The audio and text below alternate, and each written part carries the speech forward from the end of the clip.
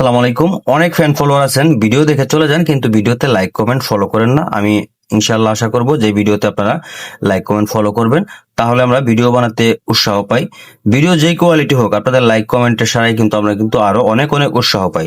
তো যাই হোক, অপো A57 এই মোবাইলটা আমার কাছে কাস্টমার বাই নিয়ে আসছে। মোবাইলটার প্রবলেম হচ্ছে মোবাইলটা রানিং চালানো অবস্থায় হঠাৎ করে নাকি বন্ধ হয়েছে, তবে মোবাইলটা চার্জে লাগিয়ে চালানোর সময় মোবাইলটা বন্ধ হয়েছে। তো বর্তমান অবস্থায় আমি বলবো, যারা একদম নতুন মোবাইল ইউজ করেন এবং যারা একদম বেশি গেম খেলেন, গেম খেলার সময় অবশ্যই চার্জে লাগিয়ে মোবাইলে গেম খেলবেন না, এতে আপনার জীবনে ঝুঁকি আসতে পারে।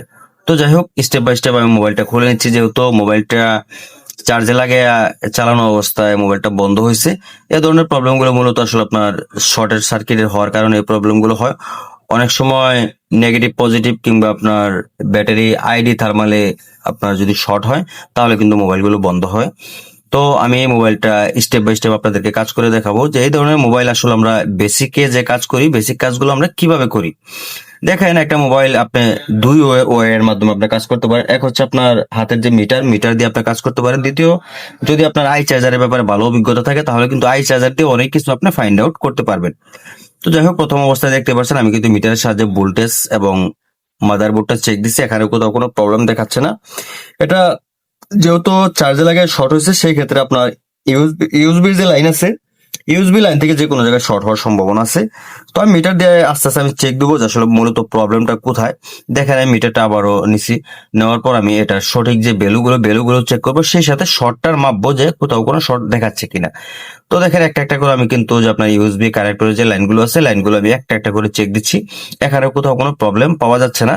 তো যাই হোক, আমি প্রথম অবস্থায় যেহেতু কোনো প্রবলেম পাওয়া যাচ্ছে না, আমি থ্রিলারের সাহায্যে ভালো করে এই জায়গাটা ক্লিন করে নিব।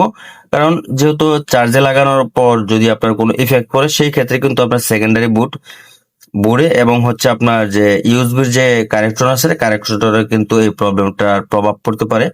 তো অনেক সময় অল্প অল্প সমস্যার কারণে বড় বড় সমস্যার ফেস করা লাগতে পারে। তো যাই হোক, দেখেন, আমি ইউএসবির যে কানেক্টর আছে এটা ভালোভাবে আমি ক্লিন করে নিছি। নেওয়ার পর তাতালের সাহায্যে ভালো করে এটা আবারও সোল্ডারিং করে দেবো। তো দেখেন, সোল্ডারিং করার পর মাইক্রোস্কোপে দেখবো যে এটা আসলে কোনো বড় ধরনের কোনো প্রবলেম এটার মধ্যে হয়েছে কিনা, কোনো শর্টিং ইস্যু আছে কিনা। তো যখন আমি মাইক্রোস্কোপে চেক দিলাম, তখন কিন্তু কোনো রকম কোনো প্রবলেম আমার চোখে পড়ে নাই, যার ফলে আমি কিন্তু ভালোভাবে এটা সোল্ডারিং করে দিচ্ছি। সোল্ডারিং করে এটা ফিটিং করলাম। ফিটিং করে দেখবো মোবাইলটা চালু হয় কিনা। তো দেখেন, অলরেডি আমি USB connector, display connector, battery কিন্তু ফিটিং দিয়ে ফেলেছি। ফিটিং দিয়ে এখন মোবাইলটা আমি চালু করব। দেখেন, আলহামদুলিল্লাহ যে মোবাইলটা চালু হয়ে গেছে। তো আশা করি বেসিক লেভেলের কাজগুলো আপনাদের ভালো লাগে। যদি ভালো লাগে, অবশ্যই লাইক কমেন্ট শেয়ার করে পাশে থাকবেন। ধন্যবাদ।